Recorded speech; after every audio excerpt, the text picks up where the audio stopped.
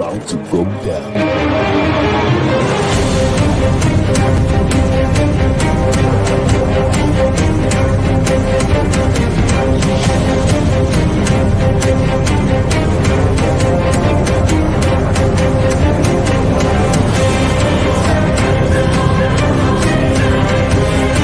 It's lovely pass, and there he turns cleverly. Can he find a finish? Oh, he can! Some skill by Joshua, and a return right hand. Good counter right. Bullen is hurt. Second right hand. That clipped him as well. Now he goes in for the kill. Well, Ricciardo is inching into the lead, and Ricciardo that win the Italian Grand Prix! Gonzalo running the floor. Still leading the way with Canada in there too with the Netherlands.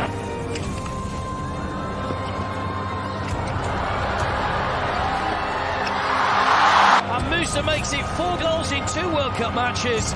The Monaco Grand Prix! Ricciardo triumphant in Monza. Through Bowden Barrett and an early touch and an excellent. Sports Orbit. We make the world go round.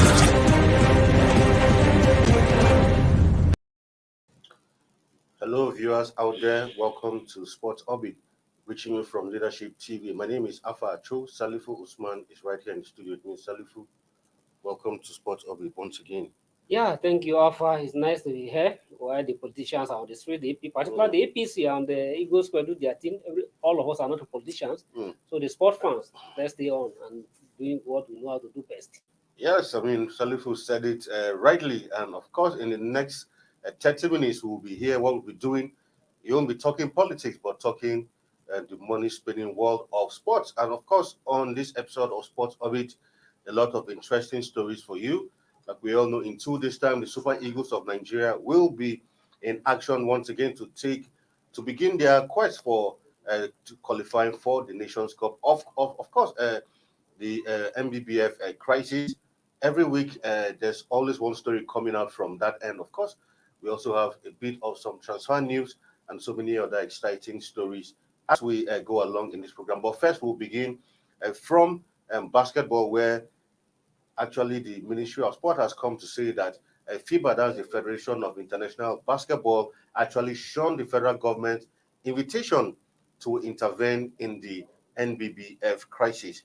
In separate letters dated October 26th, November 12th, and November 17, 2021, the sports minister Sunday Dare extended invitations to FIBA to visit the country and mediate the crisis. Specifically, in a letter dated 26 October 2021, addressed to the Secretary General of FIBA Africa, Mr. Andres Zaklis, the sports minister noted that Nigeria as a country will be happy to receive and welcome a delegation from FIBA to look into the crisis in the NBBF or recommend a possible solution and advice in resolving the crisis in the Federation. Every week, there's always on this show, at least there's always one story concerning this unending crisis in the NBBF. And now, Ministry of Sport is saying, well, after government has taken the decision to withdraw from international competitions, FIBA threatened to slam the hammer on Nigerians, and the Ministry of Sport felt, well, we had invited you to intervene in this crisis to mediate, but you didn't come. So now that we've taken the decision, you have no right to be playing to the gallery like you are not aware of what was going on in the NBBF. Yeah, just like rightly say, the issue in the basketball, it will continue to linger, and it will continue to be on the SPs and within the media as far as the issues as basketball is discussed in this country until the 2 gladiators are willing to share their sword. But as it is at the moment, just like the people, a lot of people have the digesting it, try to analyze this on social media. And I've read a whole lot of comment about this issue. People are saying that how FIBA will not show the federal government the petition. Do the FIBA have any direct communication with the government have a direct communication with FIBA? Why would the federal government invited the FIBA? So I've heard a lot of, but people have just seen, a lot of you have seen this out of the ignorance that they don't even know the real issue behind the ground. And the genesis of the, if you quite aware, the FIFA, as I keep on saying and I keep insisting, FIBA has 50% To the crisis. if it is to share the blame. FIFA have a 50% share of the blame of the crisis in the Nigeria basketball. I think I can say confidently that FIFA fueled the crisis of the in Nigeria Basketball Federation. Because if you are truly a body and one of your affiliates or one of your federations is having issues, you should be interested. More importantly, that you, FIBA, you in particular, you are in FIBA, particularly in 2017, you see that the election that auctioned in Kida and Jan Umar, the parallel election, one held in Kano and one held on held in Ebro Hotel, held in Abuja, that none of the election meet your standard, and assures none of the election can stand. So if you have taken that decision, and you know quite well, after that, and you say that okay, you mediated the Nigeria Olympic Committee to mediate and ensure that they hold a first election. And as a federation, none of any other report came to you that the election has been held. And the government that concerned invited you to come back. You promised to come back to mediate and to ensure that everything's settled. You never come back. And the government now wrote to you, please, we still have this issue. Come and mediate. You show the government that no. When in the first place you were the one that said that none of this election can stand. Yeah. And if you say none of the election can stand, you should be interested that elections should be held for you to have a substantive president or a substantive body representing that country. And the government of that country invited you 2 times to come and mediate to ensure that let the right thing be done. And even I know that the Tijani malfunction then were also insisting that okay, the only elections that can be stand and can be welcome is the only election that will be individual and supervised by FIBA. Yeah. But FIBA never come, and government invited you never come. But the government said, since you left out to our fate, now take our matter into our hand, and the government decided, okay, well, we are not even interested in playing basketball in the next 2 years. Now you are crying. So to me, government have taken the decision. Whatever anybody can say about this decision, I, as a person, I'm personally in support of the decision. In as much as although there's a price to pay with, but let us stay back for the next 2 years, because we can't claim to be playing basketball on the international scene, and there's it's not reflecting on the domestic scene. Why our domestic game is suffering? So we need to let's organize the domestic, just like the Minister of Youth and Sports say. Let's put our hearts in other affairs. Because the benefit of the sport development is the sport that encourage inclusive participation from home. And if they are playing sport that doesn't give opportunity for more participation, I think there's no need to resource sport. I completely agree with you. Well, if FIBA was privy to all of the crisis and was actually invited to mediate and they really didn't do anything, I don't see any reason why FIBA should be the one crying at this point in time. And we'll move away from that now to the upcoming Commonwealth Games that will be taking place in Birmingham in 2022, where the federal government has actually ordered that all athletes that will participate in that event will have to go through a mandatory drug test, so as to avoid all the issues that surrounded the Team Nigeria actually in the Olympics in Tokyo. Recall what happened as it involved testing that where some of our athletes had to were not able to take part in a lot of competitions there as a result of out of competition testing. But I mean, like we're saying even backstage, this isn't something that shouldn't even be. It's not something that you even need to announce. It's something that it should be routine. It's a routine assignment. Exactly. So it's not something that because they are making it look like you are threatening the athlete you must undergo. It's something that you're even supposed to even have carried out this test even maybe like since late last year or early this year, even before they gone for the competition.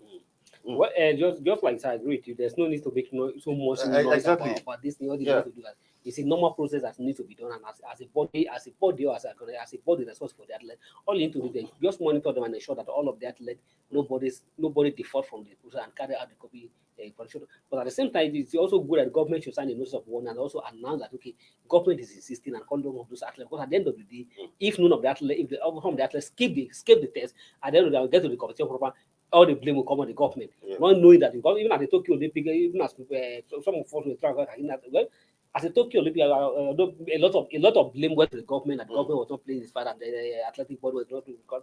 But at the same time, I also say then that even the athletes should also have the portion of the blame. Yeah. Because if as a student, and you are supposed to go for exam, and your father who's supposed to take you for the exam, whether because of one thing or the other, slept up and he couldn't sleep up, and it didn't require no your time where you're supposed to wake up by 7 o'clock and your father was still sleeping.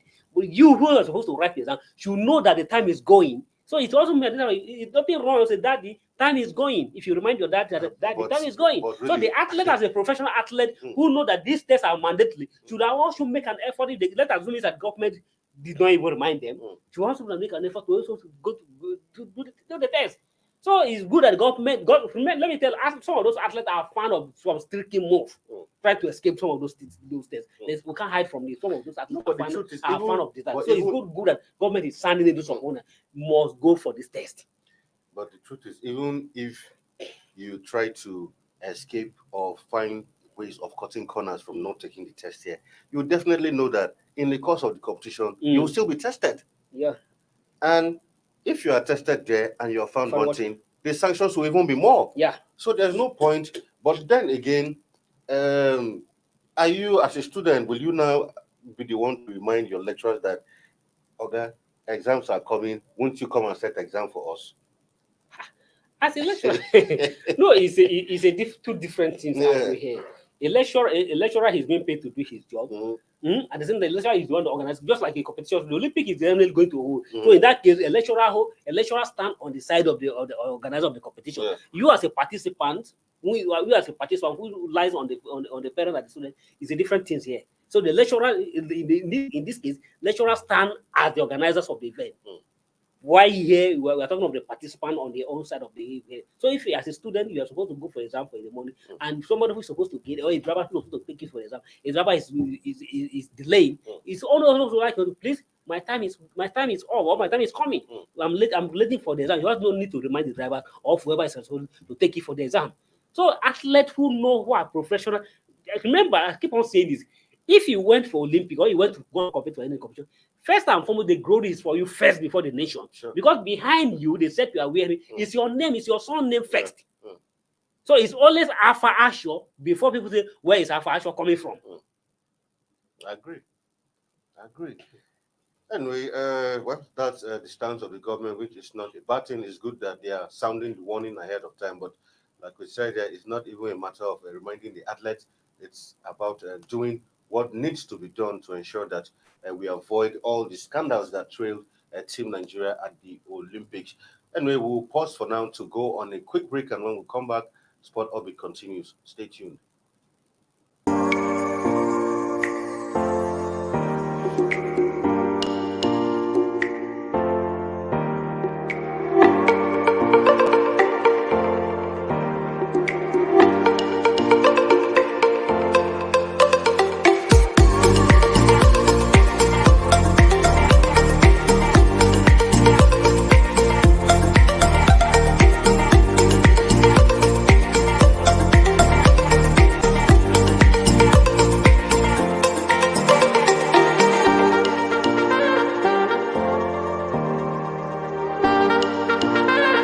For sponsorship and advert placements, please contact 080-3688-6158. Last Word Leadership Podcast Studio. You have the last word.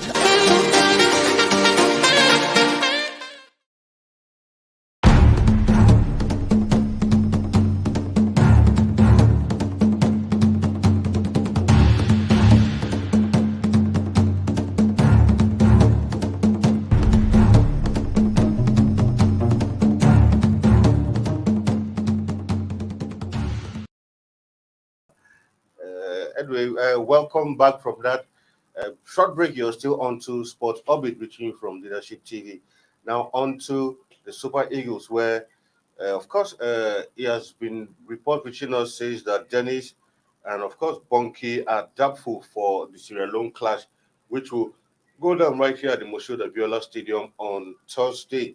Of course, Super Eagles coach is sweating over the fitness of Emmanuel Dennis and Innocent Benke ahead of the Nations Cup qualifier against Sierra Leone.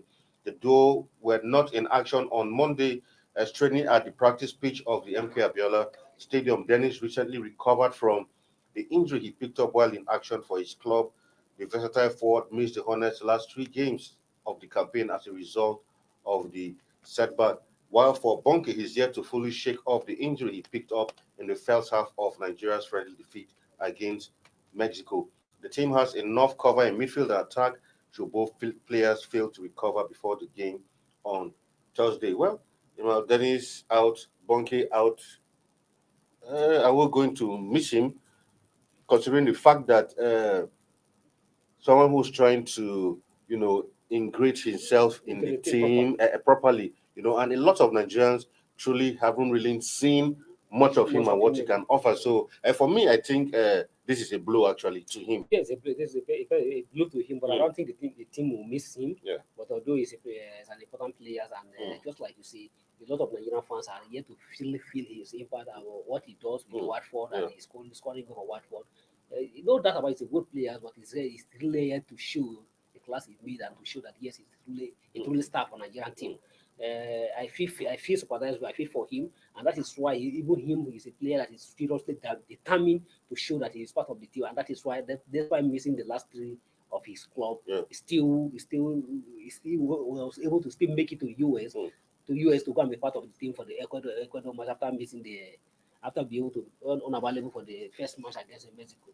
And for a player who has shown commitment and determination, so patriotic to play for his nation, and coming home and after the world before the team at the very emotional balance where we lost the ticket to the World Cup ticket to Ghana, and coming home hoping that yes, he wanted to represent to show that to Nigeria for as an opportunity for him to show Nigeria what he can do. And now injury has knocked him off for this match again. But I wish him we still have 2 days to the match. Probably that I pray that he'll be able to recover before the. But if he doesn't recover, I think Joseph Pesero have enough arms in the front to execute the match against Sierra Leone. But for Innocent Ponke, also, even for me as someone in this business, truly, I haven't seen much of him. But I recall that he featured prominently in former coach Osei Guamo's plan. But for Pesero to still extend invitation to him means maybe there's something about him. So he has something to offer. We normally see, and at the same time, as I keep on saying, and more importantly for that, the midfield defensively, we only have the only reliable person we have there is Wilfred Didi, and the injury to Wilfred Didi. So we'll be able to, coach will always wants to try many options and to see who can fit here. And it is very painful that he picked the knock against the Mexico match. He couldn't recover for the Ecuador match, and now he came go down here and hoping that he'll be able to recover. And yes, the injury still took him down. But we pray that in the subsequent match he'll be able to recover, and then we'll prove that yes, he deserves a place in the Super Eagles team. Right now, still onto football, where as a result of Super Eagles training and of course playing most of their home games at the MK Abiola Stadium, Sports Minister Sunday Dari has ordered clubs in the MPFL to desist from using the MK Abiola Stadium. In the meantime, the order was issued on the backdrop of Super Eagles coach Pesero's complaint about the poor state of the playing surface following Sunday's training session. The Super Eagles also did not train on the pitch on Monday to allow groundsmen to put it in proper shape before Thursday 2023 Africa Cup of Nations qualifier against Leone Stars. They said the pitch can be used only for matches involving the national team and official of the sports ministry. Mohamed Manga told newsmen, "We have to keep the stadium's main pitch in good shape for use for international matches involving the national teams." And recall that Kano Pillars have been banished to that stadium by the LMC following crowd trouble in their home clash against Katsina United. Should we say, I don't know what to make of this decision, really. But usually, if not for maintenance issue, usually how the standard practice in other play, immediately you finish a match, the groundsmen immediately go into the pitch to put it in order. So, but I think maybe in this case of the NQ Abdullah saying maybe after games are being held, maybe the groundsmen didn't even bother to attend to the pitch. We know ourselves Mm. and we know the country we are. We have a maintenance. We have maintenance Cold, issues. yeah. We have maintenance issues. If not, you know, and we have maintenance issues, and at sometimes when we something is being thrown at us, we are always eager to make use of it, and the place of making use, we started abusing Use, it. yeah. It's the same ministers after the civil war probably in a rush to launch himself, in a rush to show that yes, the stadium is ready. It was the one that he was calling all the league matches to come and play in Abuja. First of all, he first organized a 3-club tournament. Canopy Last, Aqua United, and one other club. I think Nasra United or Plateau United. One other club, three of them play a test run to test run the league, and after that, then all the subsequent match, even there was even the time Niger Tornado was also banned up. Yeah, to play their match. Exactly. And then all this way going, the minister of the government, official of the government were excited. Yes, the system is back and it's being used. And but because we have a maintenance program, there's nothing wrong. Just like exactly, after the use of the match, you went there immediately. Make attendance, and at the same time, it is also an avenue to generate resources for the club. Of course, because I don't believe it should be made free exactly for those clubs to come and play. Yeah. Because if these clubs are individual clubs, either they are owned by the state government, but they are also by different government. But this is the national stadium. If the club is coming to play, it shouldn't be just for free for clubs to just come and play. There should be made to pay for it. And if you pay for that, that first money can be used to maintain the stadium. But just like you, but we are in the country that after the match is going to play, nobody attend to the match until when another next match is coming. Before another that we need to attend to this. I mean, because in other clubs, you even see that even during the halftime, you see the groundsmen on the pitch already taking care of it. These are very simple, basic things. We lack short maintenance here for this side of the country. It's only when something is coming up that we rush. And well, I also give kudos to the Honorable Minister of Youth and Sport to some extent, because of the experience. I think in recent time, I would say that he's the first minister that have shown that this facility to be exclusively reserved for sporting activity. Yeah. PDP, let me tell you, PDP convention would have been held on this very stadium. That was held in the velodrome. But it was held in the velodrome. Yeah. There was no any pressure the PDP normal on the minister to use this particular stadium, but the minister resisted that no, this thing is exclusively for the sport, and because having been directly involved of how much was spent to put it and what he went through to put this piece to that, he said that no, and that was how he was able to offer them the velodrome. If not, if in the past his predecessor would be willingly giving out to the PDP. And I can imagine if that stadium was used for that. I commend the minister for that action, and then now it's good. Even the man they are asking the league to stay away from the Premier League club to stay away from the stadium. What is good about not good because of the maintenance program. If because of our maintenance program, well, so be we just manage the little one we have so that it can last on for a long time. Remember, this stadium were left in comatose for 10 years. Exactly. Private investors have to come to our rescue, so we don't need to abuse it and then mess it up, and then we'll begin to cry for another place again. Exactly. Away from that now to a bit of transfer news where Real Madrid, PSG in the race to sign Monaco star Aurélien Tchouameni, who actually is on duty with the French national team. But yesterday, reports came out to say that he had already agreed terms with Real Madrid. But from what we are seeing, like PSG are still in the race.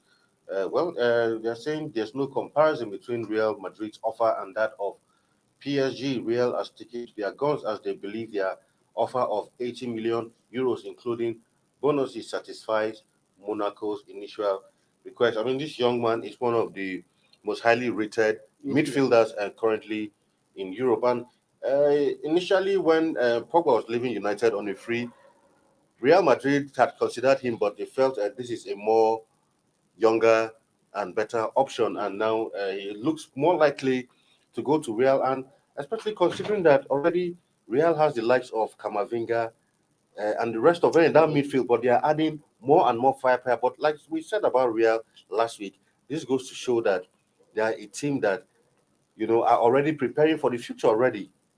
Yeah, and if you look at this young guy, that is to tell you the futures. It's not just for immediate. It's for the future and at the moment, he's one of the best midfielder in the way. One of the best midfielder you can take and think about it.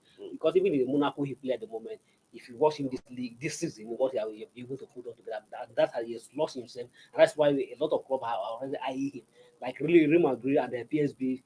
Even Liverpool initially were in the race, but so chasing those that has to tell you of the calibers of the players and the good players. And just like you say, Real Madrid, that's why they say they have already have. They can't say that they have enough, but they have halfway another midfielder who have already occupied that, but they still want more because a club competition is a marathon race. There is only a few clubs that maybe like Arsenal and a few others will just have somebody in this position that's going to get another. You need to have more because if you just have only one player, that will make him so indispensable. But when you know that somebody is there competing for a position, that will keep you on. That will keep you on. They will checkmate you and keep you that to ensure that you keep you on form. Exactly. There's need to have a competition in every department of the game. Well, still on to transfer news now, coming from the EPL, where Liverpool midfielder James Milner has agreed a one-year contract extension that will keep him at the club till the end of 2023. Remember that Milner, who was signed in from Manchester City, has spent some very good years at Liverpool, winning, of course, the Champions League, the EPL, the Carabao Cup, and of course the FA Cup. I mean, Milner, a veteran of the game, but I think that goes to show that Klopp still needs his experience in the team, and that's why he's giving him another one-year extension on his contract. Definitely, tactical deal. Yeah, they are not giving him too much because of his age. They're not giving him too much deal.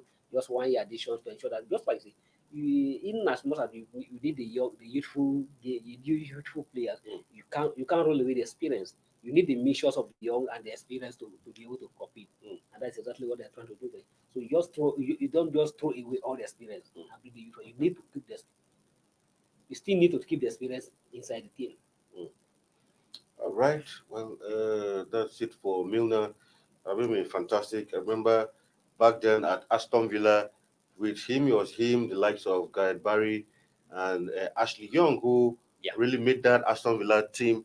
But eventually he and Gary went to Man City, Ashley Young to United. He spent quite a few years also at Man City before making that switch to Liverpool, and so far he's had a successful time with Liverpool. Yeah.